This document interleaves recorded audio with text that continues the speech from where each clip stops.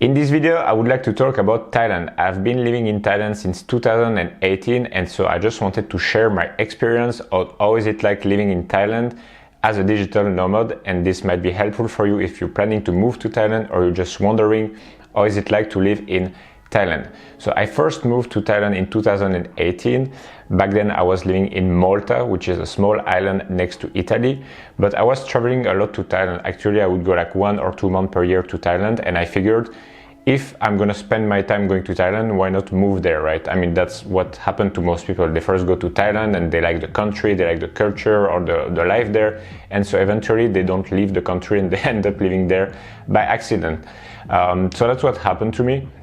I first moved to Thailand in 2018 and I settled in Bangkok, and that's where I spent most of my time. Usually over the last 4 years, 3-4 years, I would usually live in Bangkok in a condo and then sometimes go on holidays like to the island or to the beach and stuff like that. So in this video I want to share a bit of my story, the main places where you can live, where to live. Should live in Bangkok, in Chiang Mai, in Pattaya, in Phuket, in the islands.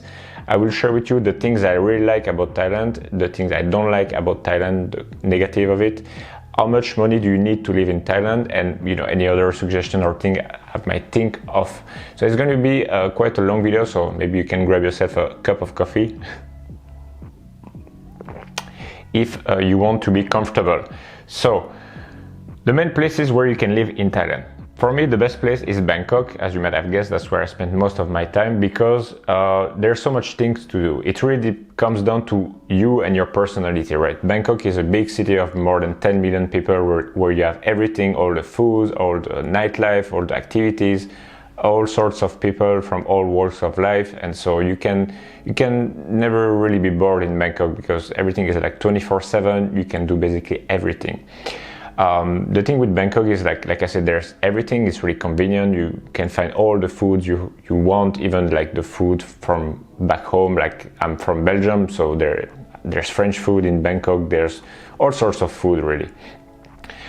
So you have a lot of people. You can meet a lot of interesting people in Bangkok because I mean it's a big city, right? That's where most people live. And yeah, that's pretty much it. So like, it's convenient. The main thing with Bangkok, it's convenient and fun, and you close by to everything, right? If you want to go to the beach, you want to go to Pattaya for the weekend, it's just like 2 hours by drive. You can go to the beach with like 1 hour flight or stuff like that. So that's why I like Bangkok so much. It's just because, I don't know, it's some kind of energy in that city, and I think it's a great place. Now, it can be a bit noisy, a bit like really crowded city. If you don't like big cities, you might not like Bangkok. But the thing is, when I first moved to Thailand, I mean, when I first went to Thailand in holidays, I didn't really like Bangkok that much because I don't know, as a holiday, it's not like the beach and those tropical islands. But the more time I spent in the city, the more I ended up liking it. So you might give it a try as well. Now there's other places like Phuket, for example. Phuket is great, but I wouldn't see myself living there full time because it's too much laid back. Like it's an island, unless you're retired or something like that. But if you are an entrepreneur like me and you want to make money, grow a business, being in a big city, it's motivating. You see those skyscrapers, those luxury cars, it kind of motivates you to achieve more and work more. Whereas when you're on the beach, you're more relaxed and you don't tend to work as much. You're more, at the beach, enjoying the sun and stuff like that. So if you want to have a balanced lifestyle, I think it's best to live in Bangkok. But if you want to just enjoy the beach and chill, then Phuket might be a great option. And it's the same for the island, like Koh Chang, Koh Samui, even in Pattaya and stuff like that. It's basically like a beach vibe situation. In those areas, usually you will have less of everything, less convenience, less shops, less food, less variety because these smaller places, right? Then you have Chiang Mai. Chiang Mai is interesting because there are a lot of digital nomads in Chiang Mai, a lot of people working online and stuff like that. So there's a lot of expats as well. The thing with Chiang Mai is it's kind of smaller than Bangkok and you don't have the beach. So it's kind of chill and it's actually cheaper than Bangkok, but I feel like, I don't know, at some point you could get bored, right? There's things to do, but I just feel like Bangkok was a better option for me.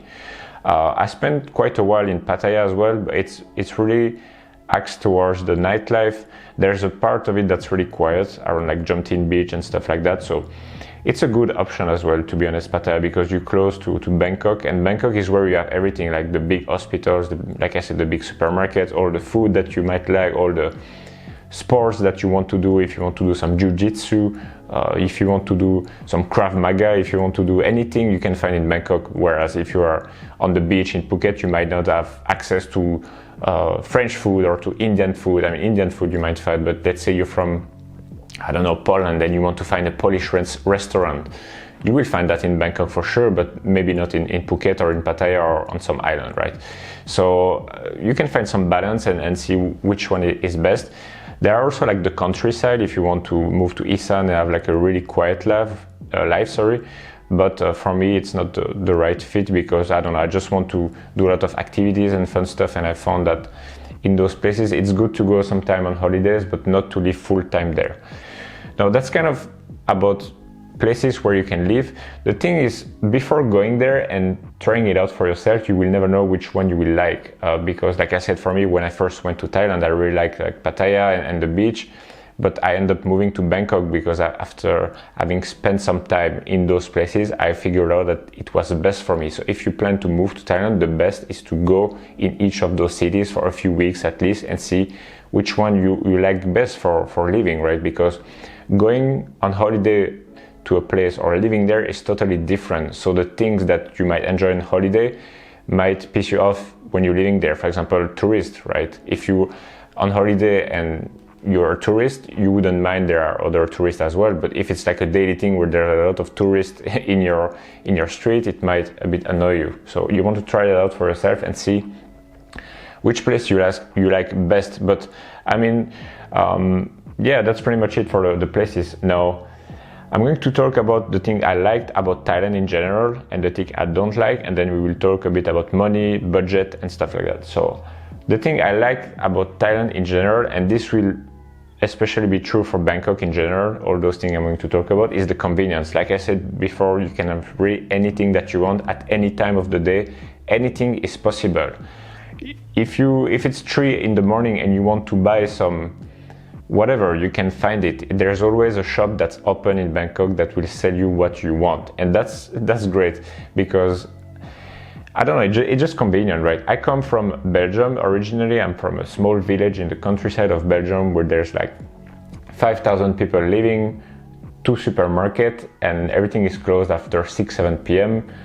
And that's pretty much it, right? And so it's totally different. If you want to get anything, you need to drive to get food or to get groceries. In Thailand, you can order everything online with Grab. It's like Uber, but they deliver stuff to you with Grab food, or you can pay someone to go pick up stuff for you. You can pay like a Grab messenger to go pick up stuff in a store and bring it to you.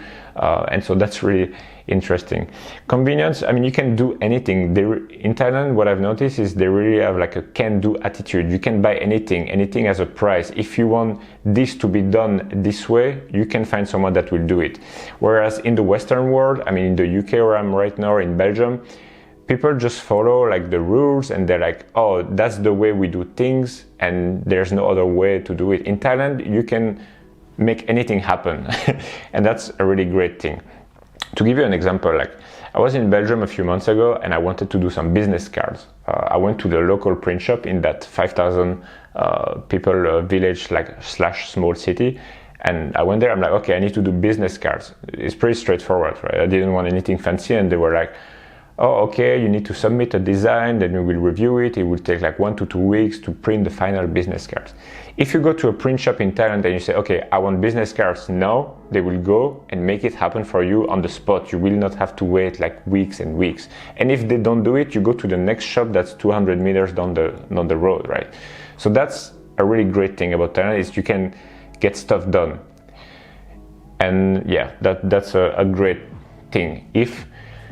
If it's true, like to give you another story, one time I was in Pattaya and I needed to take the plane to go to Chiang Mai, and I had a flight that was like at 3 a.m.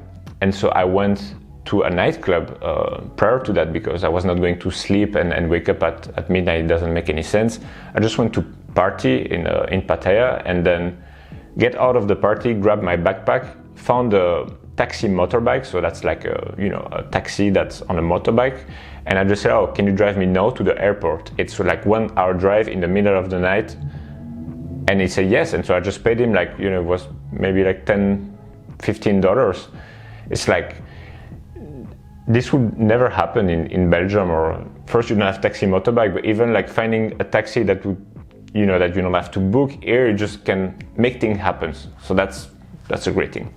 Now, transport is great in Thailand. You don't really need a car, although it's good to have a car. I have a car in Thailand, but you don't really need one. You can get by with pretty much anything. Like taxis are really cheap. It starts at 30 baht, the taxi meter, that's $1.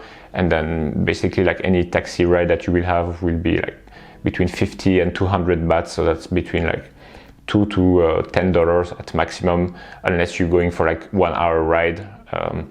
And you can have like taxi, motorbike. So if there's a lot of traffic and stuff like that, you can skip the traffic lanes with those motorbike, and it's really cheap. We're talking like sometimes a small ride could be 50 cents, or could be like $2-3 at maximum.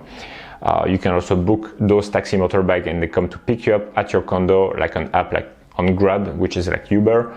There's a lot of flight in the countries. If you're in Bangkok, you want to go to Chiang Mai, you want to go to Phuket, there you can take daily flight that are quite affordable, like $50 or $60. There are trains as well, although I never took a train in Thailand.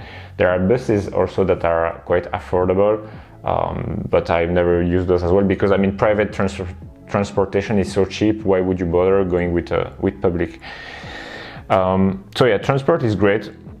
You can live full time and move and do stuff every day without having to pay for a car. Just get by with taxis, Grabs and stuff like that. Now the food is really great in Thailand. First, the Thai food itself. I mean, if you have ever tried it, you might like it as well.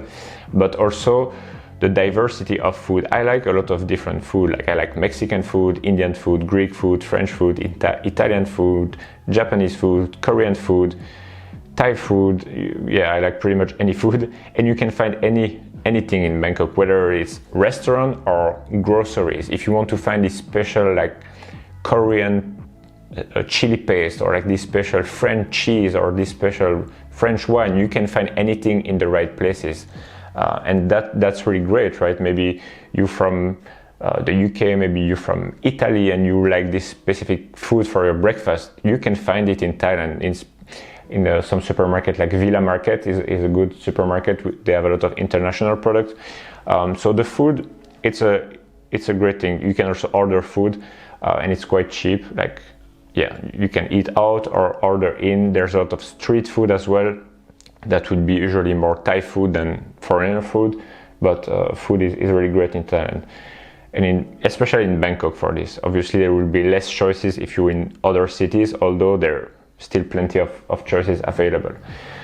Now, one thing that is great is the nightlife and the social life. So in Bangkok, if you want to party every single day and go to clubs or go to parties every single day, you can. I've did it for a while, because there's always something open and a lot of different types of setting. You can have like fancy nightclub, you can have like really in the street kind of party, you can have like a backpacker vibe type of bar, you can have some sports bar with music. There's so much things to do when it comes to the nightlife. Social life, like I said, Bangkok is a big city, so you will end up meeting a lot of people. Some of my best friends I've met in Bangkok when I was there, and so there's a lot of different people, because it's such a big city that it attracts a lot of different people. So if you have some specific hobby or some specific passion about something, you can really find other people that are in the same mindset as you, and you can really connect with them on that. So the nightlife and the social life is really great. I've never seen anything like that that can really compare, and it's quite cheap as well going out. It's not like, I don't know, I haven't been out in the nightclub in Belgium or in the UK in a long time, but you go out in Thailand, you might, most of the time entries to nightclubs are free, and the drinks is quite affordable. It would be like $3 to $5 a glass, and then you can get a bottle of liquor or whiskey, whatever, for like like $40-50, so that's quite affordable. I mean, here in Belgium or in the UK, we're talking like 15-20 pound for a drink or something like that. So yeah, that's really more affordable to go out. Then one of the good things about Thailand is the people. I think that they are really kind people. I don't know, they're interesting, right? They're always wanting to help you, and they're quite welcoming. So I kind of like the Thai people, but sometimes it can be hard to communicate with them. I mean, we will talk about that later. But one thing that nobody is talking about when living in Thailand is when you come to Thailand as a foreigner, you will be seen as different. Because you are different. Let's be true. You come from a different culture. You look different. You act different. You think different. And so, knowing that, you will act as if you don't care about what other people think of you. When I'm in my native country where I speak the language, I behave to some extent according to what other people think of me. When I'm going to wear some clothes, I might think, oh, what will people think of me? Or if I'm doing some things, if I'm behaving a certain way, I will always keep in mind, what other people think of me. But when I'm in Thailand, I really don't care about what Thai people think about me, because I don't think they care anyway. They just see me as a foreigner, they think of us as a group of people that are not theirs, if it makes sense. I mean, it's kind of like, yeah, just they see us as kind of all the same, and they don't really know about us. They just see us as kind of aliens, if that makes sense. Not in a mean way, just like we're not in the same mindset and stuff like that. And so being in Thailand, like you can really be anything that you want without having to care for what other people will think of you. And this allows you to uncover what is your true self. And so I've been learning a lot about myself by living in Thailand, if you know what I mean. So that's something that you will feel less judged by other people. That's something I've noticed, and that's a good thing, I feel, because sometimes in our day-to-day life we might care about what other people think of us or what we're doing or whatever, think about, keep up with the Joneses and stuff like that, whereas in Thailand there's this detachment from what other people think. Another good thing in Thailand, if you have a business and you're living in Thailand but you're not working in Thailand, is taxes. It's kind of like a low tax country, whereas if you have income coming from abroad, this will not be taxed, so that can be an advantage for you if you're an entrepreneur. But again, it depends on your specific situation, so you really need to seek out financial advice if you're in that situation. That's pretty much all the pros if you're considering moving to Thailand. I mean, I was talking about the social life. Dating-wise, it's a great dating scene as well if you're seeking for a partner, whether it's a man or a woman, because people are really outgoing. They want to meet people, right? You have to know that as a foreigner, they kind of see you as having a higher social status, and so a lot of people will be happy to talk to you because they want to improve their English, they want to meet a foreigner and talk to you and be like, okay, let's meet new friends. People are really like not pretending, like not trying to be something that they are not. They're kind of genuine and authentic, and so they're happy to connect. You can walk up to anyone in the street and talk to them. They will not act weird or be offended or try to take you from above or anything like that. Like, they're really genuine, and so you can easily meet people and make friends and stuff like that. And whether it's making friends or dating and anything related to that. So now the things that I don't like about Thailand, there are a few of them, but of course the pros outweigh the negative, or I wouldn't have lived there for almost 4 years. Sometimes if you are in Bangkok, it can be really noisy. Because it's like a large city. I mean, that's, in every big city you will have always some noise, the cars, the motorbike, a lot of people everywhere. I mean, it's okay with the people, but it's just a big city life, right? It's noisy, so it can get busy, and it's kind of like stressful sometimes if you in the rush hour, but it's still fine. Yeah. The language barrier. So the English level in Thailand is not really high. People get by with the basic information, but it's like children kind of level. If you talk about like the average Thai person in Bangkok, they will be able to understand if you tell them, oh, I want to go there, I want to order this food, or I want this or that. But if you try to express ideas, or if you make complicated sentence, they will not understand. If you speak fast, if you're a native English speaker, it will be harder for you because you feel like you're speaking clearly, but you might have some sort of way of speech or like some sort of accent that they might not understand. My mindset when I speak to Thai people in English is I try to make basic simple, like I want this, or like simple sentences, right? Because I mean, you don't know who you're talking to, so you don't know their English level. And sometimes it can be frustrating when you're trying to express some kind of specific situation and they will not really understand it because, I mean, there's this barrier with the language, right? But yeah, that's something that can be frustrating when you're trying to connect on a deeper level. If you're trying to express like feelings, how do you feel about something, or why do you want something to be done that way, or specific stuff where you have to make complicated sentences that are not like I want this, I want that. Sometimes they might struggle to understand it, okay? So that's something that you need to be aware of. And also to make friends, like of course if you want to connect with someone on a deeper level and bond emotionally, you will have to share about your feelings and stuff and talk a lot, and sometimes it can be hard because people will not be able to understand you the way you wish they understood you. But I guess that's on average level. There are people that speak like perfect English. There are people that don't speak any English at all, but that's pretty much it. For example, sometimes with taxis, you tell them, oh, I want to go this way, I want to go to that place, and then they understand it wrong, and then they take you to the wrong place because when you spoke it was not clear. But for you it was clear, but for them it's not clear. You have to put yourself in their shoes where like they're not native speaker, and so especially I have a friend from the UK, and when we are together in Thailand, he tends to speak with his British accent, and sometimes people don't get him, and so I would make a shorter sentence, speak clearly and slower, and use simple words that they learn in school. Now another thing is that I don't like about Thailand in general is it's not really business friendly for foreigners. There are a lot of barriers to entry if you want to start a business as a foreigner. First, if you create a Thai company, you're not able to be a majority shareholder. That means that your company will have to be owned at least 51% by a Thai shareholder. Now there are ways around it where you can hire a law firm that will hold your share and they will have no voting rights and you basically can control the company, but it's still like not really friendly, and to create business as a foreigner, it will cost you money. You will have to have some capital to incorporate the company, pay quite some fees.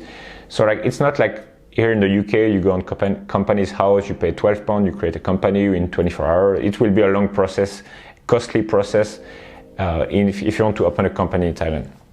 And there are also some sectors that are that really foreigner cannot operate in. But yeah.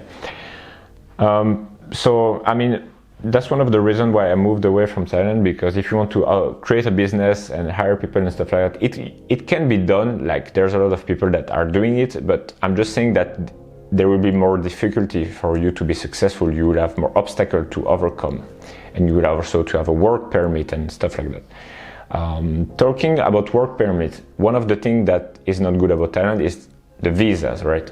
If you want to go on holiday in Thailand, you can just go with like a 60-day visa, tourist visa, or you can get like a visa exemption on arrival, depending on where are you born. I mean, your nationality. Most Western countries can go to Thailand with no visa for like 60 days, I think. But if you want to live on the long-term visa, there are a few options that are available to you. First, if you're over 50 years old, you can get a retirement visa. For this, you need to have some money saved up in your bank account and just be over 50 years old. So that's pretty straightforward. And I don't know much about that because I'm not retired yet. And I'm not 50 years old yet, as you may have guessed. Now, the second option would be what I did back then was to use the tourist visa, spend some time in Thailand, go out of the country, come back in the country, and you end up spending a lot of time in the country, but you always have to go out, in and out of the country, and that's not sustainable. And also I think it cannot be done anymore right now because they check like the ins and outs on your passport.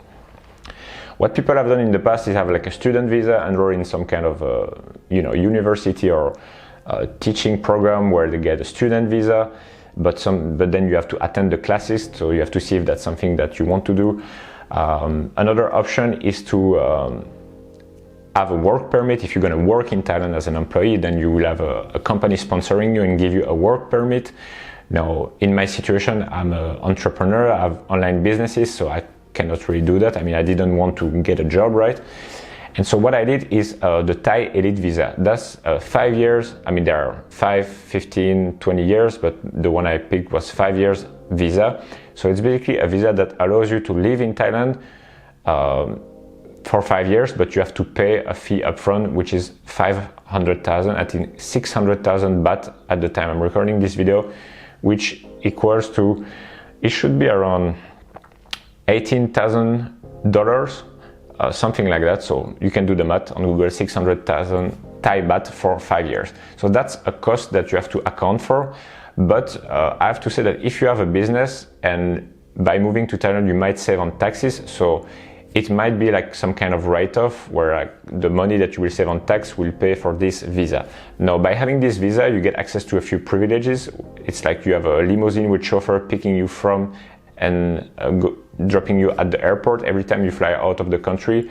You have fast track at the immigration, and they do a lot of paperwork for you that you have to do with the immigration. So that's really helpful, and you can save a lot of time with that. But it's costly, I have to say. So another option would be if you are a freelancer or something like that, there are solutions where you can have a company hiring you and give you a work permit, and you pay them monthly. It's like instead of paying upfront for the Thai visa, the Thai Elite Visa, you can be hired by a company that give you a work permit and then you pay them monthly. I'm not so sure how much does it cost, but that's something that can be done as well. But yeah, there's always some problem with the visa. Even with the Thai Elite Visa, you have to do like a 90-day report where you have to drop your passport at the office of the Thai Elite Visa company, and so there's always a bit of paperwork. But again, that's one thing as well. You will never be like you will never be Thai. You will never be considered as a, yes, you will be considered as a resident of the country, but you will still not be like totally integrated. Like let's say in the UK, you live here for 7 years, you get the British passport or something like that. In Thailand, you will never have the Thai passport. I mean, it's really unlikely unless you spend 30 years, you speak perfect Thai and you've done a lot of stuff for the Thai society. It's really unlikely that you get citizenship. So yeah, that's the negative about it. Also, real estate, if you want to buy a house with land, you cannot hold the freehold property. Sorry, you can leasehold, so you can own the building but not the land that it sits on. This might change. I've heard some news about like you will be able to buy freehold if it's above $1 million. I'm not sure if it's done yet, but yeah.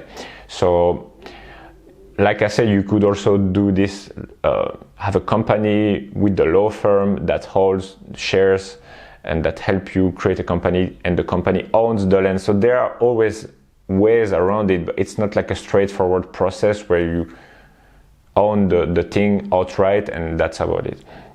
So talking about real estate, if you're looking to invest in property, in real estate in general, you cannot really access to mortgage, loans, finance as a foreigner unless you have a work permit and you work as an employee and you have a proof of income and stuff like that. You will not be able to get a loan, like to buy property and invest in real estate in Thailand. You will not be able to do that. It's really unlikely. And the investment market in Thailand, I think there's a lot more supply than demand, mostly in Bangkok, for housing, because the Thai population is declining, but promoters keep building new condos every year, and so there's more supply than demand. So I think you can make money in real estate in Thailand by buying trophy assets, improving them, and then selling them at a premium. Let's say you buy some luxury condo and you refurb them and you can sell it for more.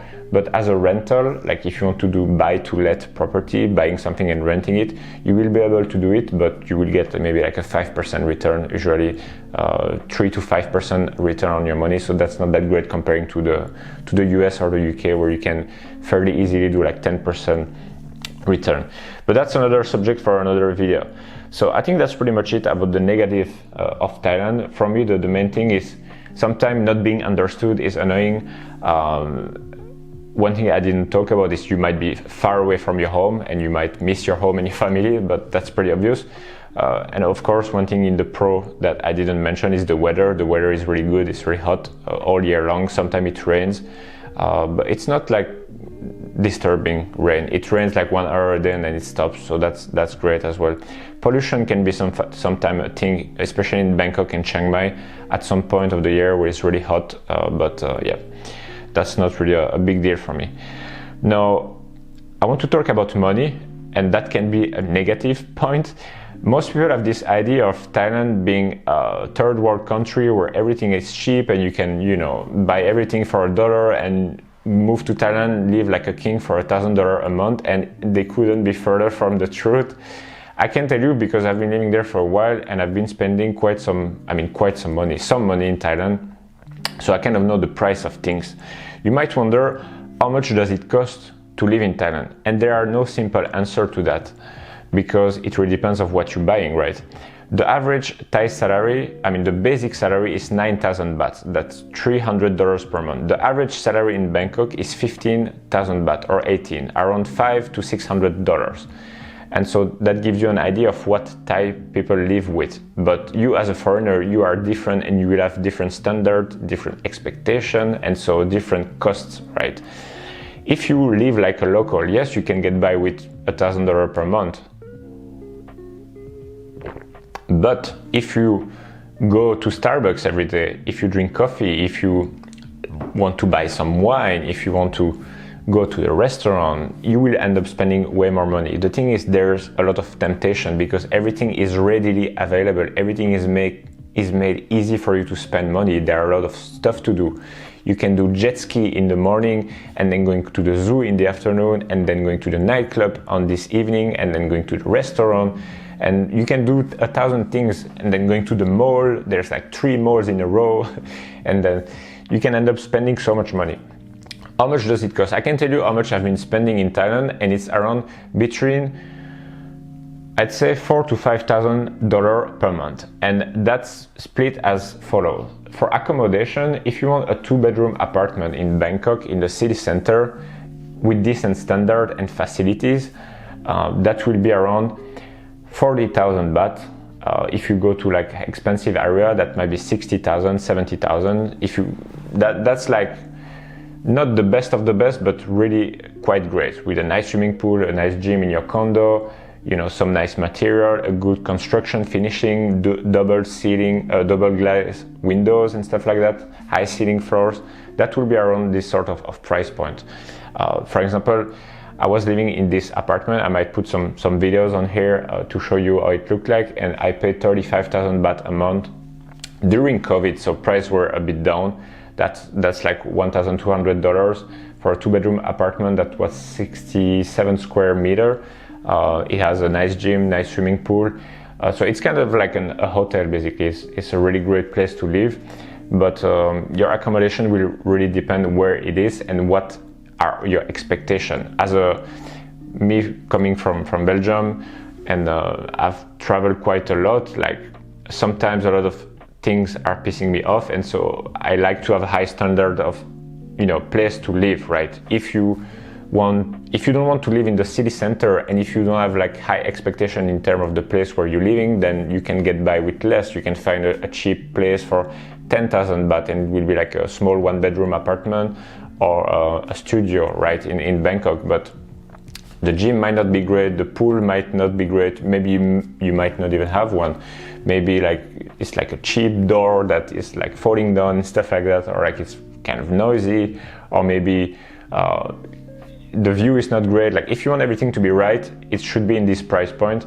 If you live alone, maybe you can get by with a 1-bedroom apartment, and so that should be a bit cheaper. You can find something decent for 30,000, 40,000 baht, you can get by, but that's about it. So $1,000, $1,500 per month for the accommodation. Now for food, mostly you don't cook in Thailand, either you eat out or you get your food delivered. So you can expect to spend, then again, it depends what you're eating, right? If you eat a simple meal at the restaurant and it's a Thai food and it's not a fancy place, you might spend like 500 baht, that's like 15 bucks. But if you go to eat some French food at a nice restaurant, you might end up spending 2,000 to 3,000 baht per person, so that's like $100. So really, then it depends. If you're going out and you're spending money on alcohol, on drinks, on nightclubs, parties, things can really add up, and you end up spending like easily $100, $200 per day without even realizing it, because everything is made so easy for you to spend. I mean, it's not like they intentionally do it, it's just the way it is. And it's one of the good things that I like about Thailand, is that there's a lot of stuff to do. So budget wise, be realistic. If you want to do a lot of stuff, it's going to cost you a lot of money. If you take a cheap apartment and don't do anything and eat at home and don't do anything, you're going to, you can get by with, $1,000 per month, but don't expect to live a crazy lifestyle and do a trip every week and go to the restaurant 5 times a week and go out every other day and go to do some jet skis and then go to the mall and then do everything. That realistically, like, you're going to need a few $1,000s per month. I'd say like the minimum to really get by for me would be $3,000, because with the rent and the food, but I guess it really depends on your standard. Like it really depends on what are your expectations, right? But if you want to match the quality of life that you have in your home country, if it's a Western country like Europe, the UK, US, most probably you will end up spending at least $3,000 per month. That sounds like a realistic amount. It can be less, it can be more. You can spend $10,000, you can spend $20,000 per month. Really, like it's totally doable. It's just like, it really depends on your lifestyle.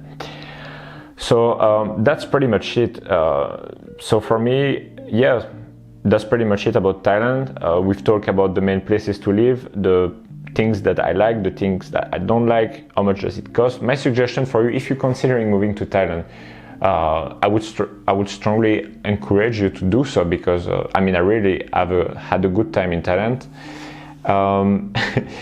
And so just go and try, right? I mean, if you've never been to Thailand, first go for a month. You should go for a month or two. Go visit a few places and see which one you like best. Try a few different places. Maybe you can start by taking 1 month on Airbnb. Like, first you go there as a tourist for 1 month and you go to all of these places that I've talked about, right? After that, if you still want to go through and move to Thailand, pick a city that you think is best for you and take 1 month on Airbnb. And then you spend 1 month there and you're like, okay, do I like this specific area in that city? Do I like that city? Do I like living in Thailand in general? If that makes sense at that time, then yes, you can commit to like a longer term lease, like a 6-month lease or something like that. You can get like sometimes 3-month lease you can do, but 6-month lease, usually you will have more options, or even 1-year lease. And then, move there, sort out your visa. You can go there first with a tourist visa and figure out things later. And then that's pretty much it. One thing I didn't talk about is healthcare. Healthcare is really good in Thailand. You have a lot of private hospitals that are quite affordable. And with really good high quality services. It's like 5-star hotel basically, and it's quite cheap. Like if you have something quite minor, you go to the hospital, to the emergency, it will be like, I don't know, $50, $100, like. And I mean, unless you have some crazy stuff happening, but you will need to have a private health insurance. To give you some kind of idea, I'm 28, 29. My private health insurance that covers everything was around $200 per month. Private health insurance that covers everything. So just to give you an idea. So go to Thailand, try it out, and then see if you want to move there, then you might like it. So I hope you find this video helpful. I might do other videos. If you have any question, let me know in the comment. If you have questions about Thailand, if you need help on some stuff, you can book a call with me. There might be a link in the description. And also, the reason that I've been able to live in Thailand and travel in Thailand and live as a digital nomad in Thailand is because my business, I've been creating and selling online courses since 2016. So that's how I was able to travel the world, live in Thailand, make money on my computer. So I didn't have to be in Belgium or in Europe, and so I was able to create an income like this. And so this is how I was able to move to Thailand. So if you want to do the same thing, I prepared a free case study. The link is in the description, and you can access that as well if you want to start making money online and create a business that allows you to travel the world. So that's it for this video. I hope you like it. Click the link in the description if you want to access the free case study, and I will see you in the next video.